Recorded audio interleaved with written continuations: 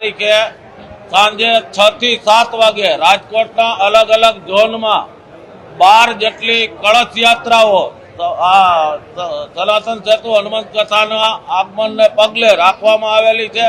એ અલગ અલગ વિસ્તારમાં 12 ઝોનમાં કળશ યાત્રા થવાની છે। 5 તારીખે મહારાજશ્રીનું આગમન રાજકોટ એરપોર્ટ ખાતે થશે। ત્યાંથી બોમ્બે સુપરસીટ કુવાડવા ખાતે સ્વાગતનો કાર્યક્રમ છે। ગ્રીનલેન્ડ ચોકડી ખાતે સ્વાગત થશે। ડીમાર્ટ કુવાડવા રોડ શિવશક્તિ હોટલ પાસે સ્વાગત પોઈન્ટ છે। રણછોડદાસજી આશ્રમવાળા ચોકમાં છે। ડિલક્સ ચોકે સુભાષચંદ્ર નેતાજી બોઝની પ્રતિમાને મહારાજશ્રી દ્વારા ફૂલહાર અર્પણ કરવામાં આવશે। સિવિલ હોસ્પિટલ ચોકે આંબેડકરજીની પ્રતિમાને ફૂલહાર અર્પણ કરી ચૌધરી હાઈસ્કૂલ ચોકે સ્વાગત કાર્યક્રમ છે। શારદા બાગે શ્રી વાલ્મીકીજીની પ્રતિમાને ફૂલહાર કરી બહુમાળી ભવન ચોકે લોખંડી પુરુષ સરદાર વલ્લભભાઈ પટેલને ફૂલહાર કરી જિલ્લા પંચાયત ચોક સ્વાગત કાર્યક્રમ, કિસાનપરા ચોક, અક્ષરમાર્ગ કોર્નર, કોટેચા ચોક અને ત્યાંથી જ્યાં મહારાજશ્રીને ઉતારો આપવામાં આવેલો છે ત્યાં એમનું નિવાસ રહેશે।